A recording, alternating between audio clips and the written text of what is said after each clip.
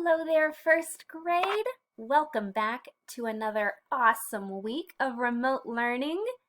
This is Mrs. Katzenberger, and I have your first math lesson for the week of May 4th. And this lesson is all about three-dimensional, 3D, solid shapes. So the first thing that I would like for us to do together is look at these two shapes and compare and contrast them a little bit. So I'm going to start with this shape over here. I recognize it as a circle because I've learned all about 2D shapes. So I'm going to mention that this shape is 2D. Another thing I notice about this shape is it is very round. It doesn't have any straight sides or vertices. When I look at this shape over here, I also notice that it's very round. It kind of looks like a circle. I don't see any straight sides or vertices. But something that is very different about this shape is this little dotted line that kind of goes through the middle of the shape. Now I have a first grader that lives in my house. And when he saw this picture for the first time, he said, "Hey, that looks 3D. When I asked him what about the picture made it look 3D, he pointed out this dotted line that he saw going through the middle. And he was right. This picture is showing me a 3D shape.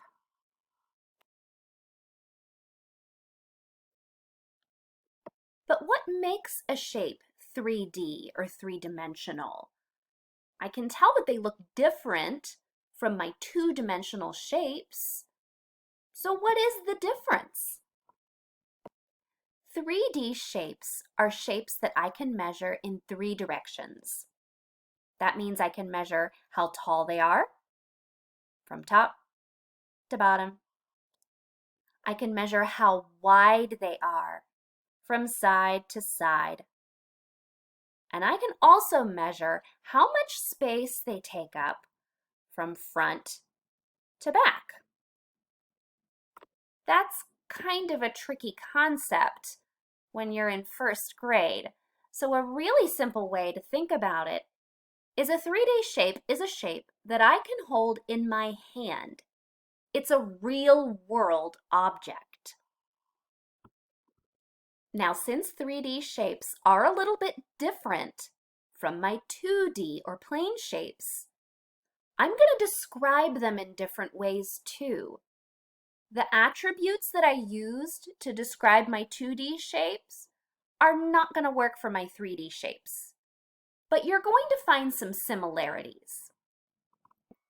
One important attribute of 3D shapes are the faces that they have. Faces are flat surfaces of a 3D shape or a solid shape. These faces are shaped like the two-dimensional shapes that you've already learned about. So for instance, let's look at the face that I've colored in on this shape here. I see that it has 4 sides, it has 4 vertices, and the opposite sides are equal and they're parallel. The face that I have colored in on this shape is a rectangle. While we always mentioned the sides of a 2D shape, 3D shapes don't really have sides, but they do have edges. Edges are where 2 faces meet, the lines here that I've highlighted. These are the edges of your 3D shapes. Now, you may notice that some of my edges here that I've highlighted are dotted lines. That's because, think about it, 3D shapes are things in the real world. So if I were looking at the shape, these edges here would be hidden from me. I wouldn't be able to see them unless I turned the shape around. but just because I can't see them doesn't mean that they are not there. So you will see those edges represented with dotted lines in a lot of drawings of 3D shapes. Just like our 2D shapes had vertices, where the sides came together, our 3D shapes have vertices too, where the edges come together. And you can see that I've put little dots on the vertices of my 3D shape here. So now we're really going to look closely at 3 different 3D shapes and discuss the attributes of these shapes. So the first shape that I want to mention is a sphere. In the real world, a soccer ball is a sphere.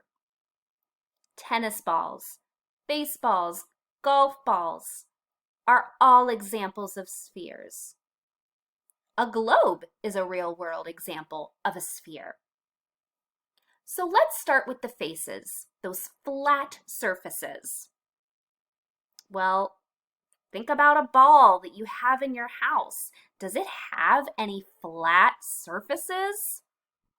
It does not. So it has 0 faces, but it does have a curved surface. And that's an attribute that you can mention when you talk about a sphere. So what about edges? If edges are places where 2 faces come together, my sphere doesn't have any faces. That means it doesn't have any edges either. The last attribute to talk about are vertices. If vertices are where 2 edges come together, well, you guessed it, if I have 0 edges, then I have 0 vertices.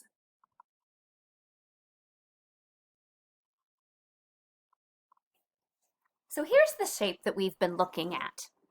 This is a rectangular prism.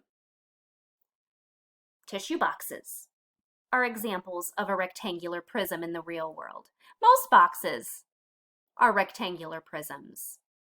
Even something like a piece of paper, even though it's really flat, I can still hold it in my hand. That's an example of a rectangular prism.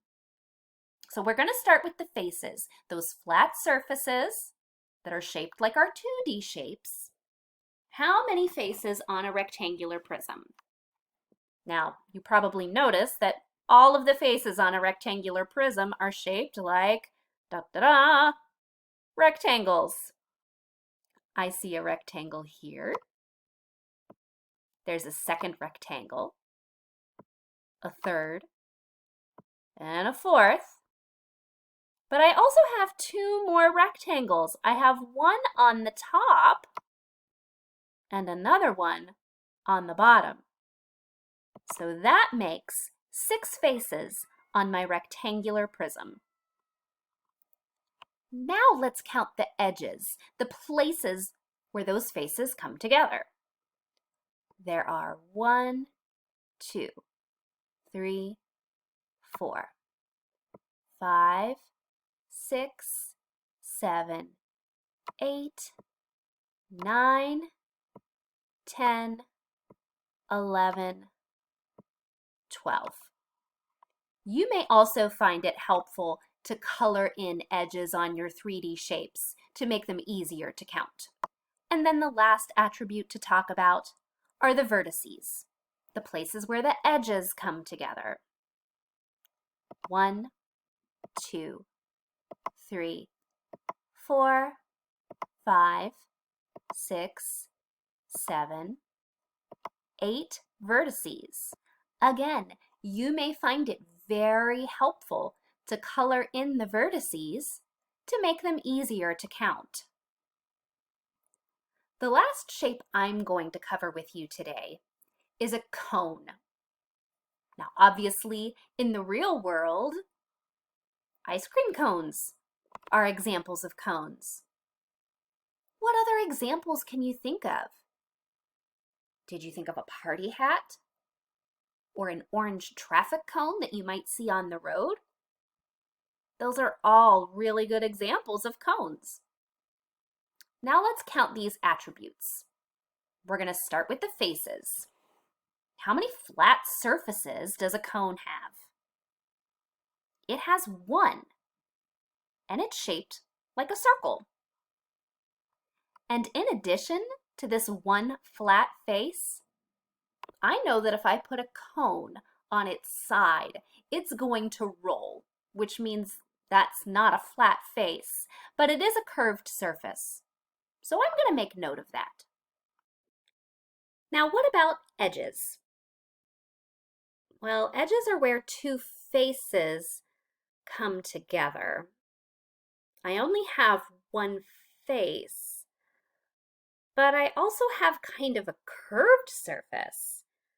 So I wouldn't say that my cone has any straight edges, but it does have a place where this face and the curved surface come together. So why don't we say it has a curved edge? Our last attribute to talk about are the vertices. And the vertices are where the edges come together. Well, this one's a little bit of a tricky one because I do have that curve, and when I look at a cone, there is definitely a point at the top. So we can go ahead and call this one vertex, and depending on where you're looking or what you're reading, you may also hear this attribute called an apex.